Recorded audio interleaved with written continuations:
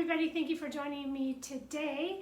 The last time we met, we were talking about goal setting. We were kicking off the brand new year in hopes to make this year to be a year of big impact for me and for you. So, but I said that today I wanted to follow up with that and talk about blockages, because a lot of times what happens with goals is that we either experience some physical or some mental, emotional blockages in trying to achieve our goal. And so first, let's just talk about physical. So for me, one of my goals is, let's say, wanting to be more comfortable with the online space, or to do more lives, or to just videotape more in general, what have you. And one of the blockages for me, because this is not a new goal, this is something I've been working on, since the summer.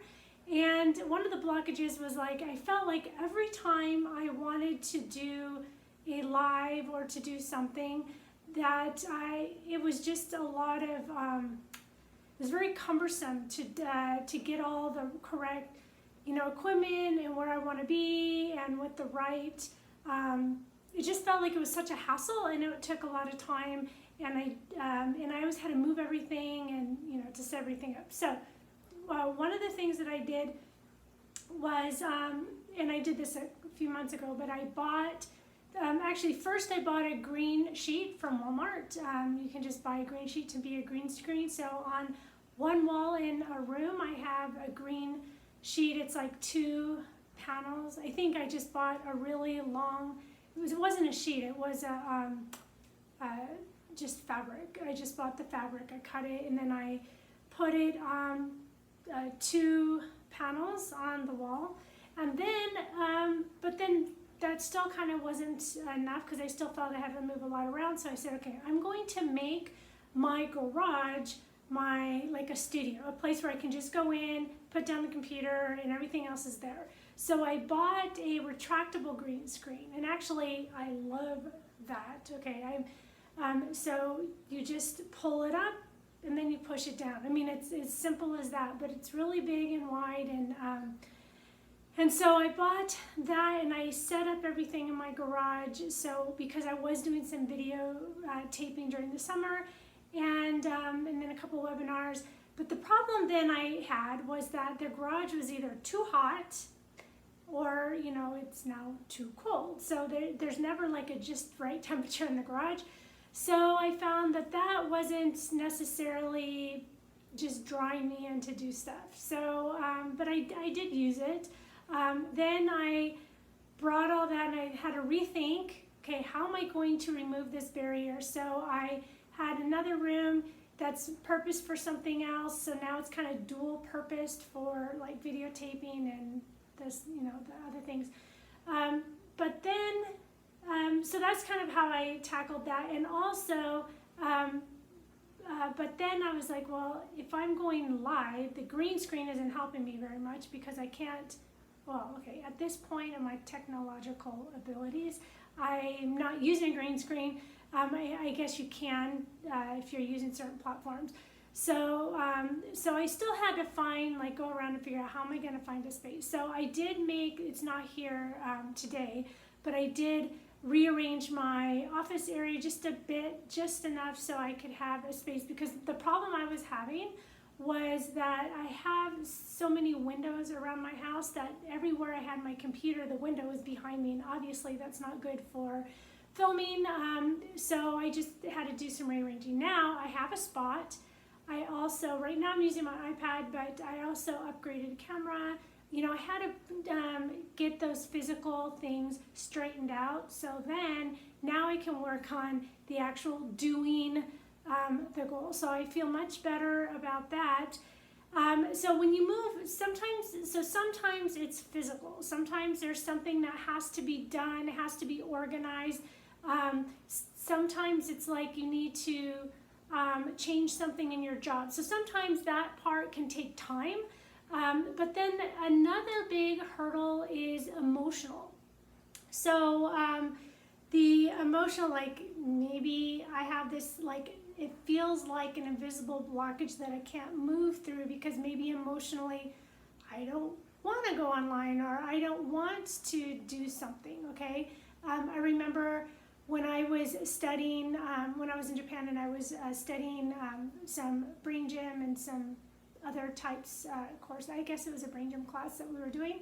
And my partner was, that I was working with, he was the principal at this school that we were at. And his issue was that, I think it was him or somebody else, his issue was that his father had passed away the year before, and he was living, living in the house. A lot of people are like that. But he couldn't get himself to clean out the room, okay? There was some kind of an emotional blockage that he couldn't clean out the room. So we did a balance, and then he felt really good about it, and the next time I saw him, he had totally cleaned out the room, so that was great. So so if you have an emotional blockage, you have to think about, there are different ways that you can handle that. So maybe it's something that you have to grieve about or whatever, but identifying what the emotion is, sometimes as simple as identifying what the emotion that you have and just breathing it out.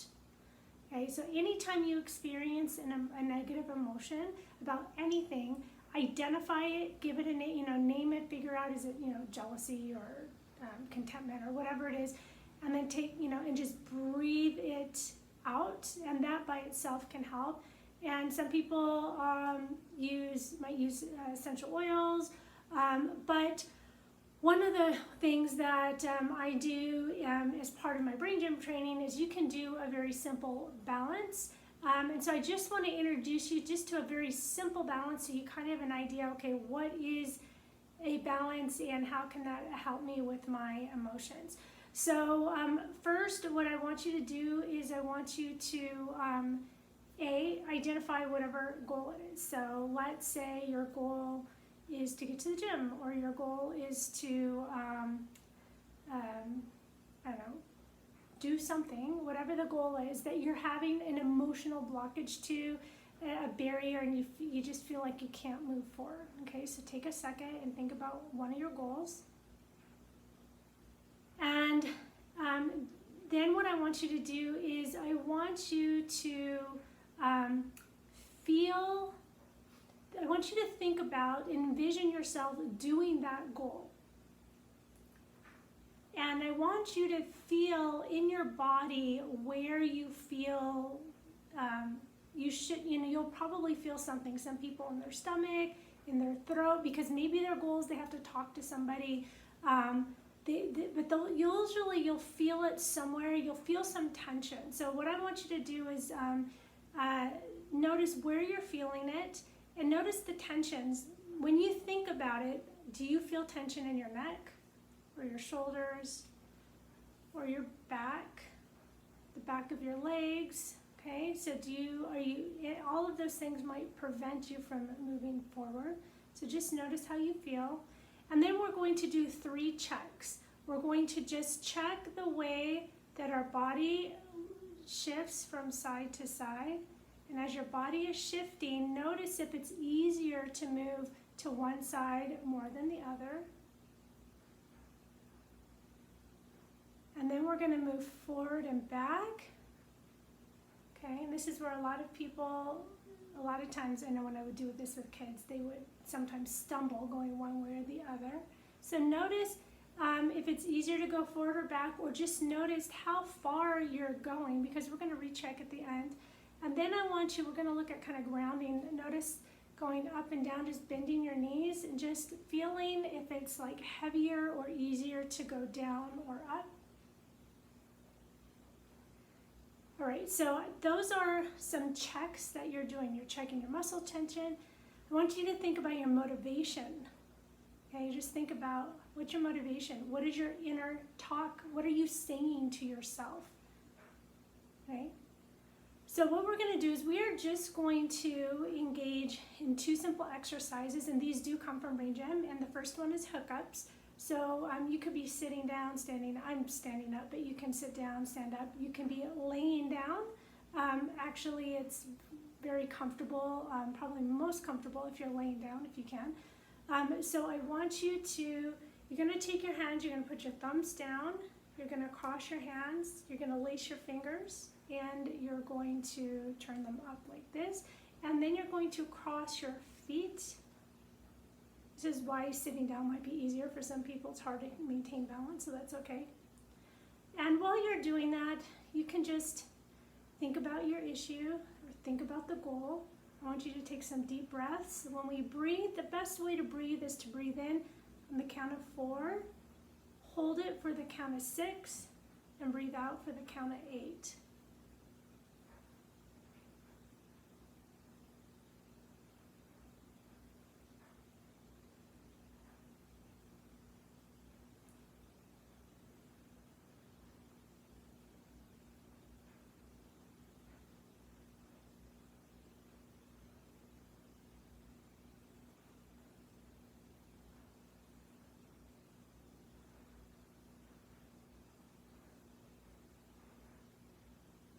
When your body feels complete, because some of you might need to do this longer, but whenever your body feels complete, you unhook your feet, lace your fingers, and you can just hold your fingers together at the fingertips, and just keep breathing.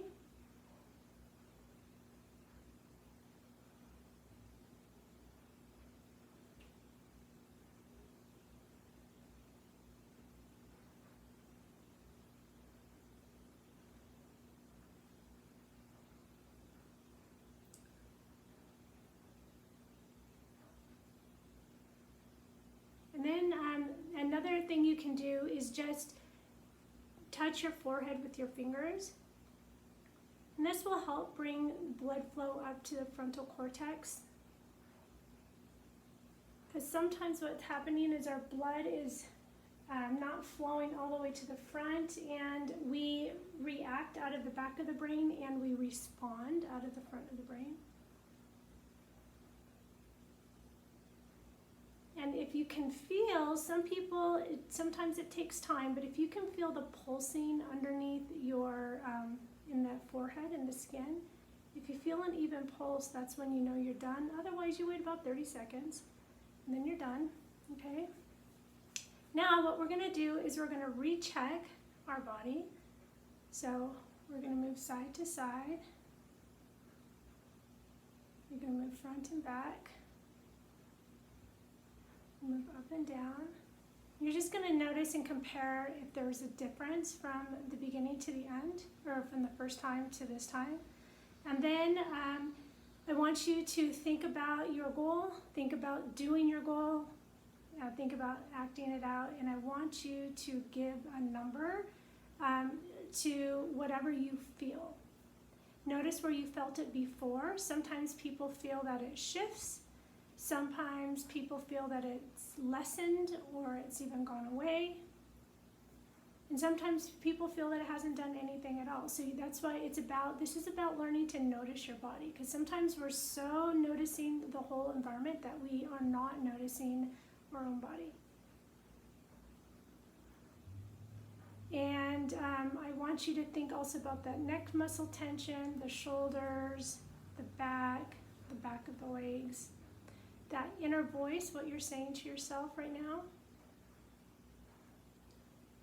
and your motivation for doing it.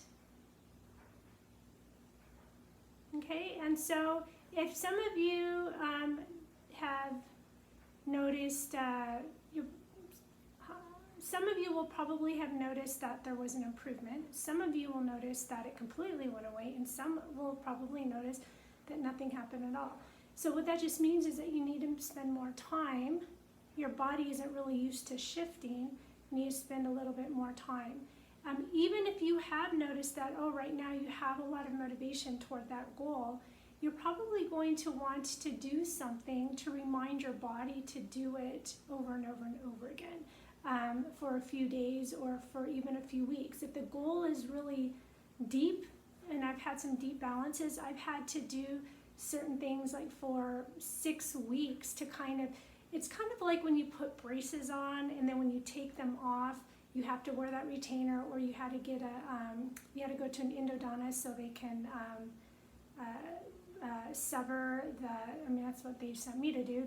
They severed my gum lines from my teeth so they wouldn't have the tendency of moving back, because you've kind of forced it into a place, but once you remove the support, it kind of goes back. So that's why we want to give our body a little reminder, and that reminder could be just a quiet time, essential oils. It could be doing the hookups again. It could be doing positive points. It could be just breathing out the negative emotion. All right. So I hope that this was very helpful, because you can use that. That's just a mini balance for one specific goal. And that does come from Brain Gym. So if you're interested in if that was curious to you and you want to know more about Brain Gym, then just message me and I can give you some more information.